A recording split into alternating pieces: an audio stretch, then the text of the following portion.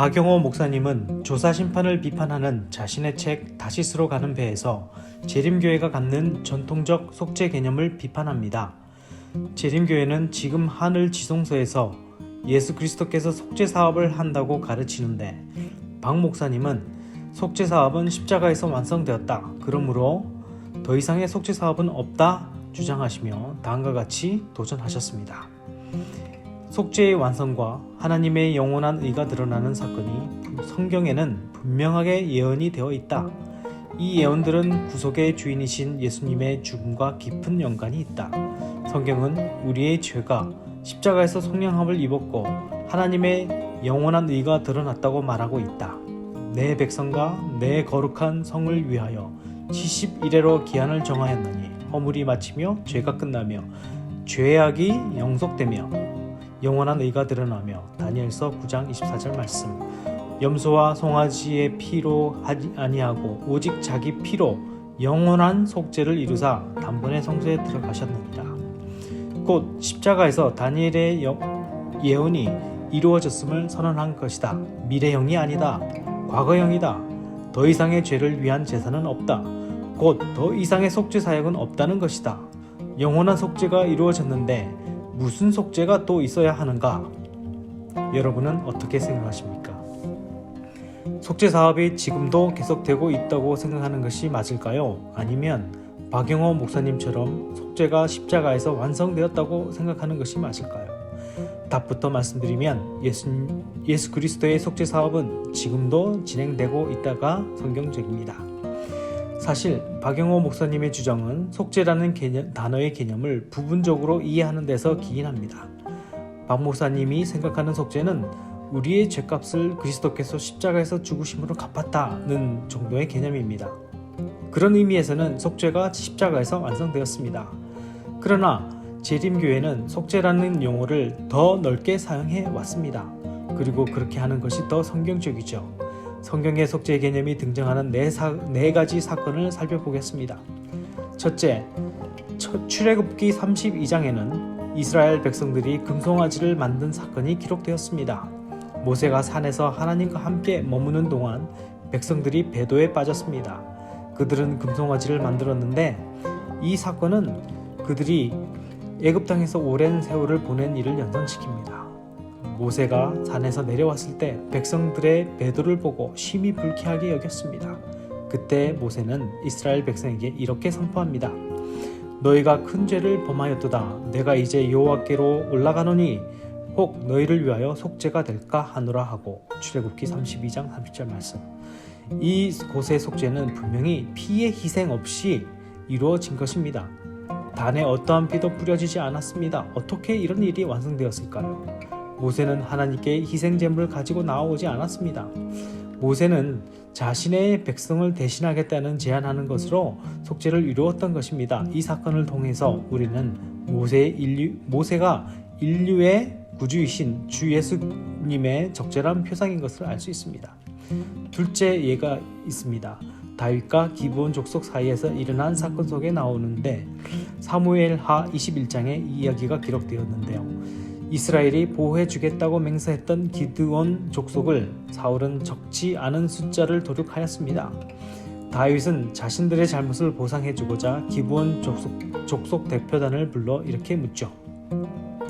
내가 너희를 위하여 어떻게 하랴? 내가 어떻게 속죄하여야 너희가 여호와의 기업을 위하여 복을 빌겠느냐? 이후 사울 집안의 7 아들이 목 매달렸고 속죄가 이루어졌습니다. 여기에서 속죄란 잘못한 일에 대한 적절한 보상을 해주는 뜻이 있습니다.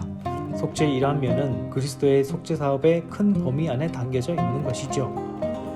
셋째, 속죄의 또 다른 개념을 살펴보겠습니다. 민수기 16장에 이스라엘은 하나님을 너무도 진노하게 만들었는데 이는 백성들이 하나님을 거슬러 불평하였기 때문이었습니다. 이름 있는 지휘관 250명이 지극히 높으신 이를 대항하여 반역을 일으켰습니다. 이 반역의 결과로 전염병이 이스라엘 진영에 발생했는데요. 이와 관련하여 우리는 이러한 신성한 선언을 볼 수 있습니다. 이에 모세가 아론에게 이르되 급히 회중에게로 가서 그들을 위하여 속죄하라. 아론이 모세의 명령을 따라 향로를 가지고 회중에게로 달려간즉 백성 중에 연병이 시작되었는지라. 이에 백성을 위하여 속죄하고 죽은 자와 산 자 사이에 섰을 때에 연병이 그치니라. 여기에서 우리는 아론이 중재자의 역할을 하는 것을 볼 수 있는데요.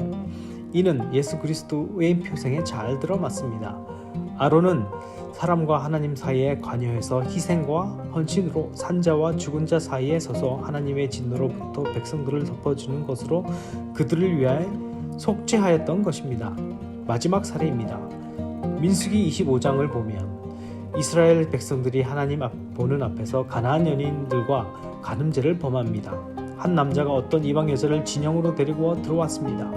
하나님께서는 전염병이 일어나게 하여 당신이 이 일을 얼마나 불쾌하게 여기신다는 것을 보여주었습니다. 그러자 아론의 손자 비느하스가 이 범죄의 심각성을 깨닫고 하나님의 이름으로 나아가 범법자들을 칩니다.